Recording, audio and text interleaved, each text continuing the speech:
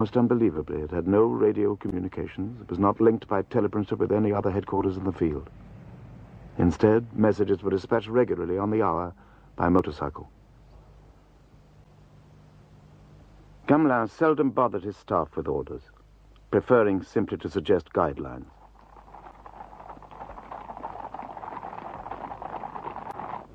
His long-term strategy was to wait until the Allies could match the Germans in numbers and equipment before launching any major offensive, even though that would mean waiting until 1941. Meanwhile, he was concerned to keep the war away from French soil. Hence, his interests in any odd stratagem pushed his way. Of that front?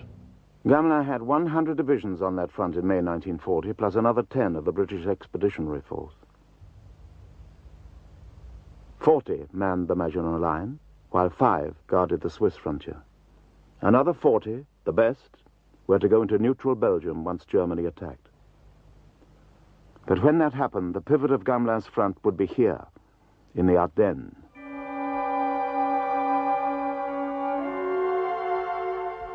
The impenetrable Ardennes. But was it?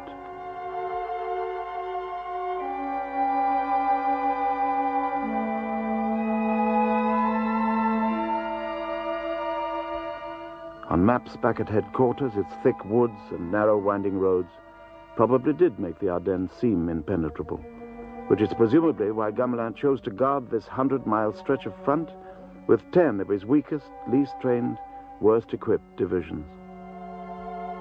The Ardennes came to be chosen for the main thrust, but we managed our panzer troops.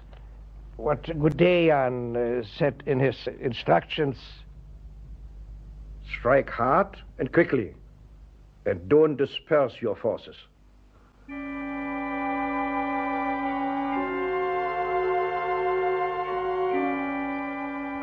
The spring of 1940 was remarkably sunny. Nowhere was it more peaceful than here in the Ardennes, where the generals had said the Germans would never attack. Yet reports had been pouring in that nearly 50 Wehrmacht divisions were on the move, reports which the French chose to ignore. They even learned the date of the attack, but still did nothing. As Gamelin put it, they preferred to await events. Their waiting was almost over.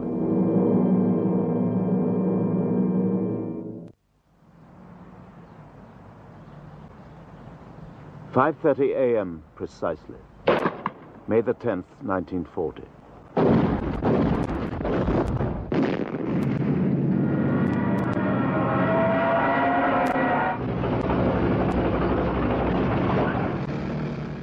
The German offensive began spectacularly enough with the invasion of neutral Holland from the air. Their target, the bridges over the broad Meuse estuary.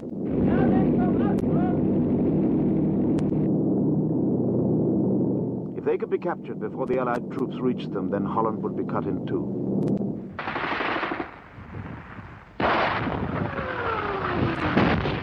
The boldness of the German move stunned the Dutch. Their soldiers were soon surrendering in droves. Further south in Belgium, the Germans had another spectacular success that first day. The capture of Eben-Emmel, the strongest fort in the world and the linchpin of Gamelin's line. That line had been breached before any Allied troops arrived.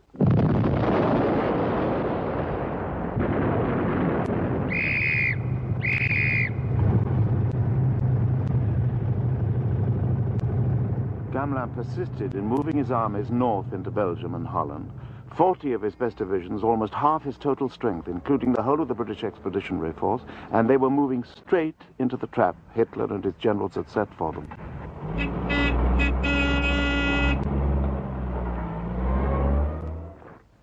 It wasn't long before the troops were passing the first pitiful straggling lines of refugees.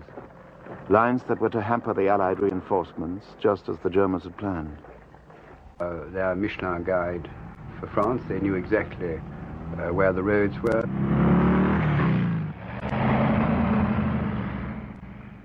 The German panzers were pouring over the border into Luxembourg.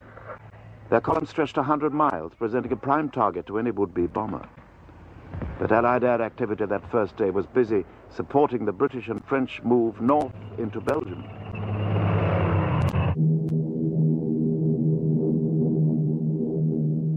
The Luftwaffe was striking at Allied airplanes on the ground.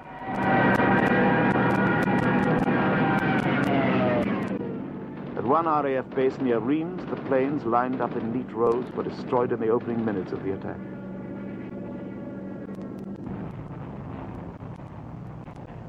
"50 British and French airfields were attacked that first day. The losses were heavy.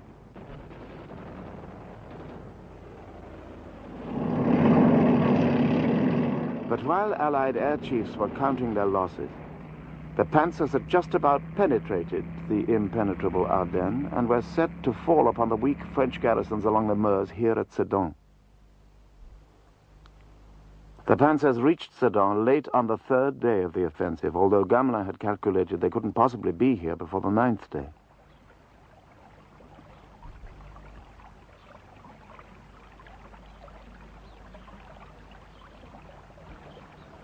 All the bridges over the Meuse were blown up by the French on May the 12th. All except one. This old weir, some 40 miles north of Sedan, had been left for fear of lowering the water level so much that the river could be forded. But the French also left it relatively unguarded, as one panzer commander, Erwin Rommel, soon found out.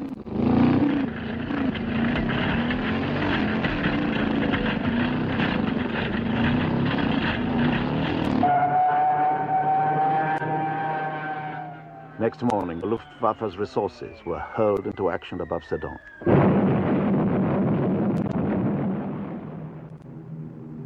Gamelin still refused to believe the Germans could mount a full-scale crossing of the Meuse before another 3 or 4 days.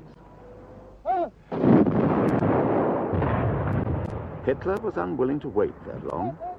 He was working to the timetable of 1940, not 1914. What's more, the French generals still had their eyes firmly fixed on what was happening in Belgium and Holland.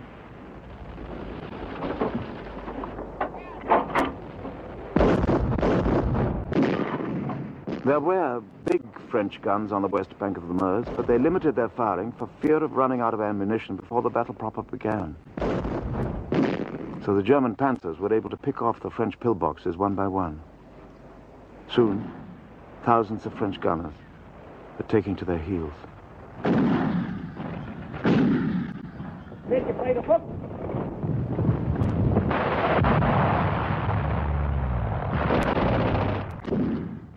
As suddenly as it had started, the German bombardment stopped. As though still performing one of their winter war games, the German infantrymen prepared to cross the Meuse.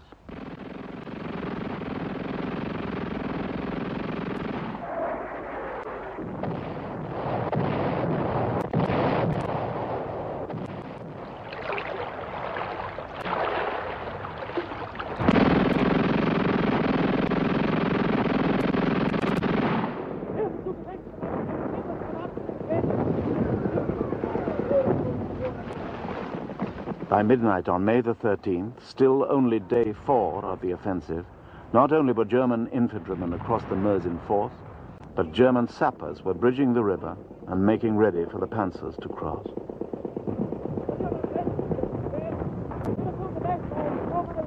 That night of May the 13th, the British Expeditionary Force, far to the north in Belgium, had still not seen serious fighting. Yet the battle was now virtually decided.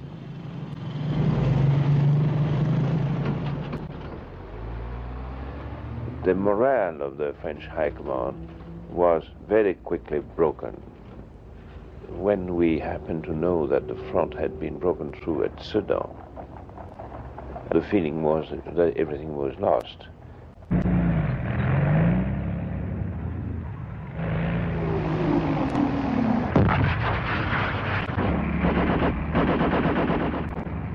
French counterattacks, when they happened, were poorly organized and seldom pressed home with any persistence.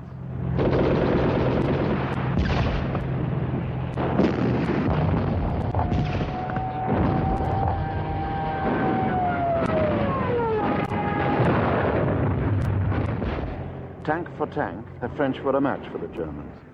But the panzers always fought en masse, and what's more, the French tanks were prone to mechanical trouble. Time after time, they had to be left behind on the battlefield.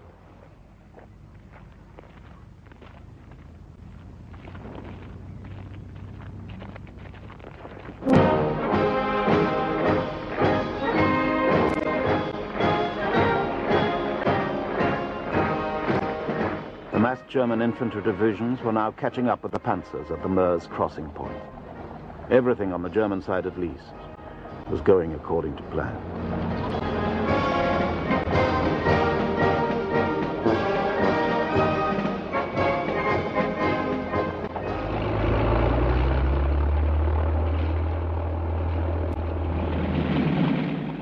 For the Allied air forces, after their almost total inactivity on May the 13th, May the 14th was hectic. British and French bombers raided the pontoon bridges across the Meuse with reckless abandon.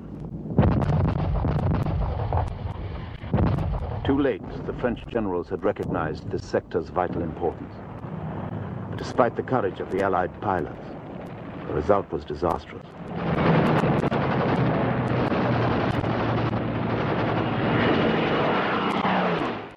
Nearly half the Allied planes did not return. In the words of the official RAF history, no higher rate of loss has ever been experienced by the Royal Air Force. After May the 14th,